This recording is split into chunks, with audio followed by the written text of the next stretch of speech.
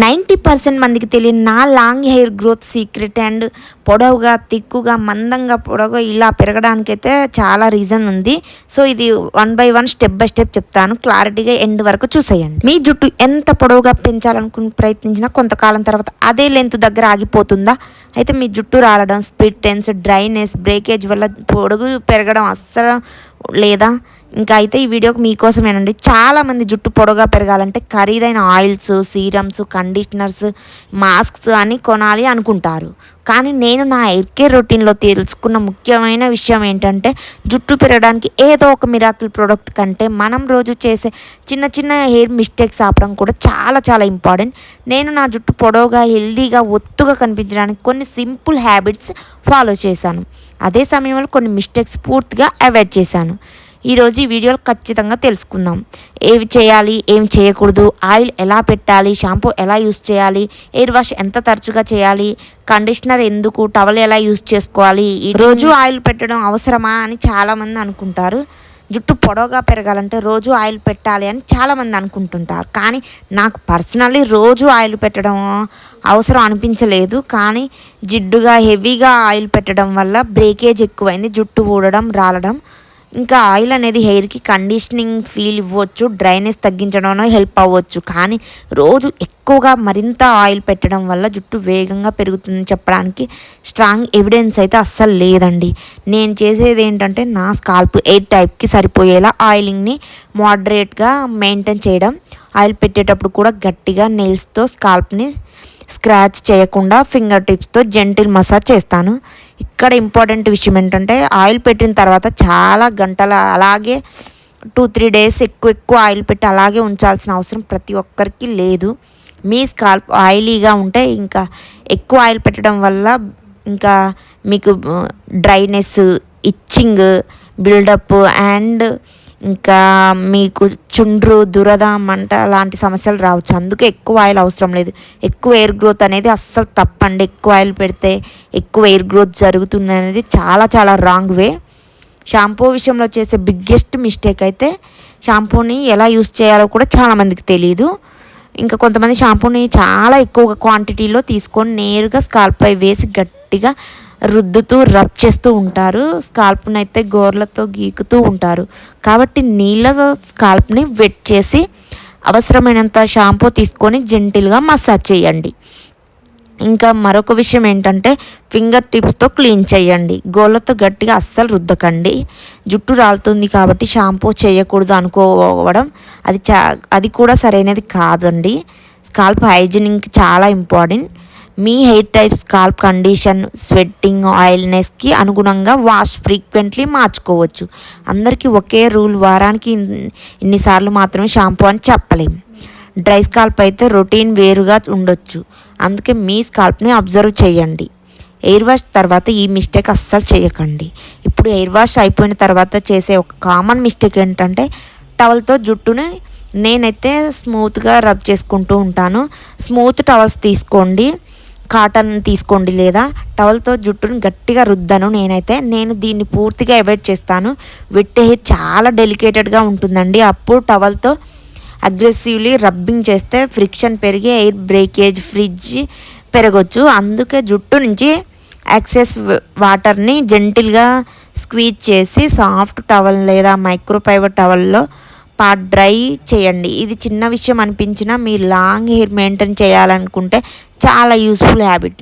ఎందుకంటే మనం జుట్టు పెరగాలని కోరుకుంటాం, కానీ పెరిగిన హెయిర్ని బ్రేకేజ్ వల్ల మళ్ళీ కోల్పోతూ లెంత్ రిటైన్ అవ్వదండి. కండిషనర్ స్కిప్ చేయకండి. ఇంకా నేను ఎప్పుడు ఫోకస్ చేసే మరో ఇంపార్టెంట్ థింగ్ అంటే, చాలామంది షాంపూ మాత్రమే చేస్తారు, కండిషనర్ అవసరం లేదని అనుకుంటారు. కానీ హెడ్ మీద కండిషనర్ పెట్టకుండా ఇంకా చివర్లు మాత్రమే కండిషనర్ హెయిర్ స్టాండ్స్ని స్మూత్గా చేసి కోంబింగ్ సమయంలో ఫ్రిక్షన్ తగ్గించడంలో హెల్ప్ అవుతుంది. అందుకే షాంపూ తర్వాత హెయిర్ లెంత్కి కండిషనర్ యూస్ చేయొచ్చు.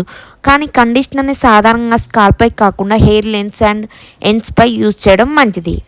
కొద్దిసేపు ఉంచి రైజ్ చేయండి. మీ హెయిర్కి షూట్ అయ్యే కండిషనర్ ఎంచుకోండి. ఇక్కడ కూడా ఎక్స్పాన్సివ్ ప్రొడక్ట్స్ తప్పనిసరి కాదు.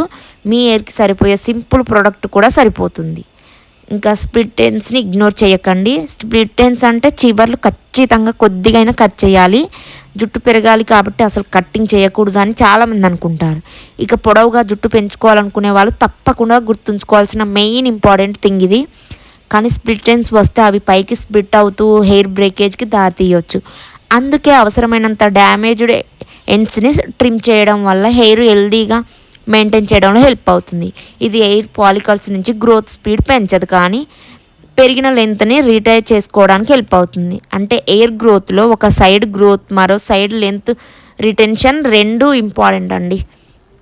ఇంకా ఇప్పుడు నా హెయిర్ జర్నీలో నేను చాలా ఎక్కువగా అవాయిడ్ చేసిన విషయం అయితే ఈటింగ్ టూల్స్ అండి. స్ట్రైట్నర్లు, కర్లర్లు, హైట్ బ్లౌ డ్రయర్లు వీటిని ఫ్రీక్వెంట్లీ యూజ్ చేయడం వల్ల హెయిర్ ఇంకా staff to damage, dryness, breakage ఇవన్నీ రావచ్చు. మీరు జుట్టు పొడవుగా హెల్దీగా మెయింటైన్ చేయాలనుకుంటే అవసరం లేని హీటింగ్, స్టైలింగ్ని తగ్గించండి. ఒక ఫంక్షన్ కోసం అకేషనల్ స్టైలింగ్ చేయడం వేరు, కానీ ప్రతిరోజు స్ట్రైట్నర్లని, ఇంకా జుట్టు ఆరబెట్టుకోవడానికి, ఇంకా న్యాచురల్గా సింపుల్గా ఆరనివ్వండి. హైతో హెయిర్ డ్రై చేయడం మాత్రం అవాయిడ్ చేయడం చాలా చాలా మంచిది. హీట్ ప్రొటెక్షన్ యూస్ చేయడం కూడా హెల్ప్ఫుల్. నేను పర్సనల్లీ నా రొటీన్లో అన్నెసెసరీ హీట్ని తగ్గించాను. అందుకే నా ఫోకస్ హెయిర్కి డ్యామేజ్ తక్కువ చేయడం. అసలు మన హెయిర్ గ్రోత్కి ఫుడ్ ఎందుకు ఇంపార్టెంట్? ఇప్పుడు నా హెయిర్ కేర్ జర్నీలో నేను చాలా ఇంపార్టెంట్గా భావించే best thing and important thing అండి ఫుడ్. బయట నుంచి ఎంత ఆయిల్ పెట్టినా మీ బాడీకి అవసరమైన న్యూట్రియంట్స్ సరిపడా అందకపోతే హెల్త్ మీద ప్రభావం పడవచ్చు. అందుకే నేను ఎక్స్పాన్సివ్ ప్రొడక్ట్స్ కంటే బ్యాలెన్స్డ్ ఫుడ్పై కూడా ఫోకస్ చేస్తాను. మీ డైట్లో eggs, nuts, seeds, dal and pulses, fish లేదా ఇతర protein sources, green leafy vegetables, fruits వంటి ఇంకా న్యూట్రియన్స్ ఫుడ్స్ అయితే ఉండేలా చూసుకోవచ్చు. ప్రత్యేకంగా ఇంకా ప్రోటీన్ చాలా ఇంపార్టెంట్, ఎందుకంటే హెయిర్ ప్రధానంగా కెరటిన్ అనే ప్రోటీన్తో తయారవుతుంది. అలాగే iron, zinc, vitamin D, B12 వంటి న్యూట్రియన్స్ కూడా ఓవరాల్ హెల్త్లో ఇంపార్టెంట్. కానీ సప్లిమెంట్స్ మాత్రం అందరూ బ్లైండ్లీ తీసుకోవద్దు. డెఫిషియన్సీ ఉందని అనుమానం ఉంటే డాక్టర్ అడ్వైస్తో తీసుకోండి. ఇంకా రోజంతా నీళ్లు తాగడం ఓవరాల్ హెల్త్కి ఇంపార్టెంట్. రోజు 4 లీటర్ వరకు తాగితే హెయిర్ డబల్ స్పీడ్తో పెరుగుతుంది. క్లైమ్స్ ఇంకా అలా చాలా హెల్దీగా మీ హెయిర్ అనేది లాంగ్గా, తిక్కుగా, పొడవుగా. మెయిన్ అండి వాటరు, మజ్జిగ లేదా ఫ్రూట్ జ్యూసెస్ అన్నీ తీసుకుంటుంటే, ఎక్కువ లిక్విడ్ రూపంలో తీసుకుంటే మాత్రం మీ హెయిర్లో చేంజ్ కనిపిస్తుంది. మీ బాడీకి అవసరమైనంత హైడ్రేషన్ మెయింటైన్ చేయండి. అలాగే ఇంకా స్లీప్, స్ట్రెస్ మేనేజ్మెంట్ కూడా ఓవరాల్ హెల్త్కి ఇంపార్టెంట్. ఎయిర్ గ్రోత్ అనేది ఒక ఓవర్ నైట్ ప్రాసెస్ కాదు. ఎయిర్కి న్యాచురల్ గ్రోత్ సైకిల్ ఉంటుంది. అందుకే పేషెన్స్ చాలా అవసరం. నా జుట్టు ఇంత పొడవుగా, ఇంత మందంగా, హెల్దీగా ఉండడానికైతే నేను ఇవన్నీ పాటిస్తాను. ఇంకా కోంబింగ్ అండి, కోమ్ చేసే విధానం కూడా తెలియాలి. వెట్ హెయిర్ని అగ్రెసివ్గా కోమ్ చేయడం అవాయిడ్ చేయండి. హెయిర్ని ఇంకా టగ్ చేయకుండా జెంటిల్గా, డీటాంజిల్గా చేయండి. ఎండ్స్ దగ్గర మొదలుపెట్టి క్రమంగా పైకి రావడం సులభంగా ఉంటుంది. చాలా టైట్ హెయిర్ స్టైల్స్ కూడా ఫ్రీక్వెంట్లీ అవాయిడ్ చేయడం మంచిది. ఎప్పుడు చాలా టైట్ పోనీటైల్స్ లేదా tight brides, tight hair styles వేయడం వల్ల పుల్లింగ్ వల్ల బ్రేకేజ్ రావచ్చు. ఇంకా లూజ్, కంఫర్టబుల్ హెయిర్ స్టైల్స్కి ఇంకా ప్రిఫరెన్స్ ఇస్తాను. నేను పూర్తిగా అవాయిడ్ చేసిన మిస్టేక్స్ అన్నీ ఇప్పుడు ఇంకా నా హెయిర్ని లాంగ్ అండ్ హెల్దీగా మెయింటైన్ చేయాలనుకొని నేను ఇంకా ఖచ్చితంగా నేను హెల్దీగా హెయిర్ లాంగ్ చేసుకోవాలి అనుకొని నేను ఈ కొన్ని మిస్టేక్స్ అయితే అవాయిడ్ చేసి ఆపేశానండి. ఎక్సెసివ్నెస్ ఈటింగ్ టూల్స్, వెట్ హెయిర్ని రఫ్గా టవల్తో రుద్దడం, నెయిల్తో స్కాల్ప్ని స్క్రాచ్ చేయడం అంటే గోకడం లేదా గట్టిగా రుద్దడం, టూ టైట్ హెయిర్ స్టైల్స్ అయితే తగ్గించాను.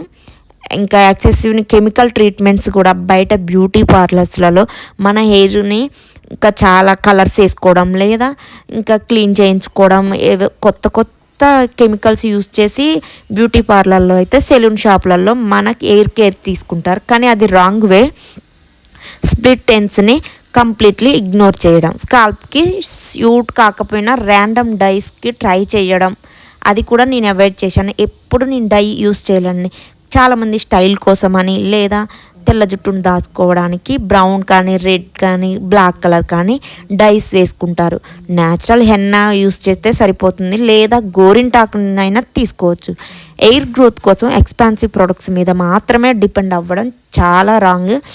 బ్యాలెన్స్డ్ డైట్ని ఇగ్నోర్ చేయడం అస్సలు ఆపలేదండి. నేను ఎప్పుడు ఇగ్నోర్ చేయలేదు. మంచి డైట్ తీసుకుంటూ హెల్తీగా న్యాచురల్గా నా లాంగ్ ఒత్తుగా పొడవుగా నా జుట్టు అయితే పెరగడానికి నేను చేసిన ఇవన్నీ, ఇంకా మంచి ఫుడ్ తీసుకుంటూ నేను న్యాచురల్ టిప్స్ అయితే పాటించాను. ఒకే ఒక్క ఆయిల్ లేదా ఒకే ఒక్క హోమ్ రెమెడీ వల్ల నా జుట్టు పెరిగింది అనేది మైండ్ సెట్ కాకుండా నా మొత్తం రొటీన్ నేను ఇంప్రూవ్ చేసుకున్నాను.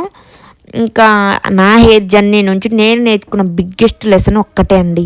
జుట్టు పొడవుగా పెంచుకోవడం అంటే కేవలం గ్రోత్ గురించి కాదు, పెరిగిన జుట్టును బ్రేకేజ్ లేకుండా అస్సలు ఊడిపోకుండా రాలిపోకుండా హెల్దీగా మెయింటైన్ చేయడం కూడా అంతే ఇంపార్టెంట్. నేను పాటించిన ఈ చిన్న చిన్న హ్యాబిట్స్ వల్ల నా జుట్టు కూడా పొడవుగా హెల్దీగా ఒత్తుగా మరియు మంచి వాల్యూమ్తో కనిపించడానికి హెల్ప్ అయింది. కానీ మీ హెయిర్ టైప్స్ స్కాల్ప్ కండిషనర్ కోసం నేను ఇంత హెల్దీ టిప్స్ అయితే పాటించాను. మీరు కూడా ఖచ్చితంగా పాటించండి.